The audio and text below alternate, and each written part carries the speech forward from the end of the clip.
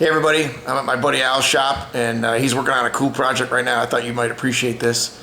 So, Al, what are we looking at? What is that? So this is the Logghe Marsh Steffey car. It was built in '63, late '63. It was all put together. Raced here in Detroit. It was super fast. It was a junior fueler, small block Chevy, 100% nitro. Back then, it ran like 7.9s. Wow.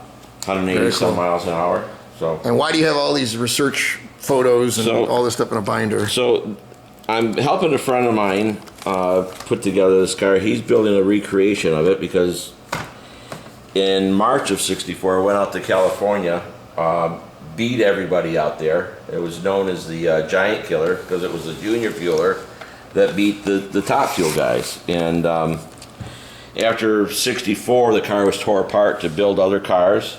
Like any good race car. Yeah, exactly. Yeah. So, my friend Ernie wanted to start to build a recreation of it. So, fortunately, he ran into the person who did the article on the car back in the '60s, who had all the photographs and articles written about it. And from these photographs, we're able to scale parts that don't exist any longer and recreate the parts that we need. So this is the fuel tank. The fuel tank and oil tank, I should say. It was a dry sump car. The front half of the tank is where the nitro was held. Back half is where the oil for the engine was held. So. And you did these drawings, right? Yeah, basically based off of these photographs, we were able to scale the real sizes of items, and it was a moon tank, and the car was super light. It was, without the driver, it weighed like 800 pounds.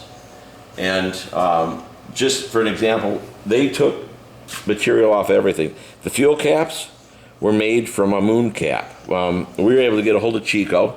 We sent him a sketch. From Moon, right? Yeah. And we sent him a sketch of what the cap from the photograph looked like.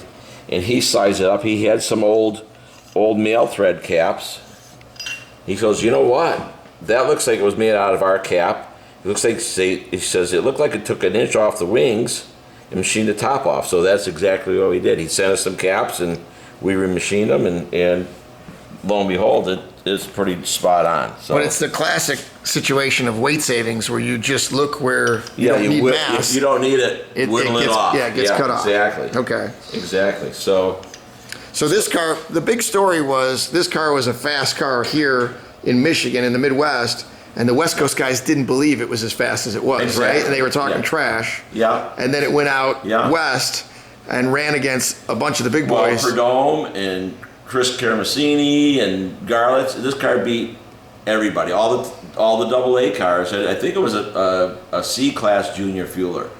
And part of it was the tire technology at the time, right? It just kind of a moment in time. Yeah, since it was so light, it could launch and not overdrive the tires. Yes. You could get off the line and go. But it beat all of them. Heads up, it beat them. Heads up, it beat them. It didn't need any time, And that's cool. Cool. So, yeah. There you go.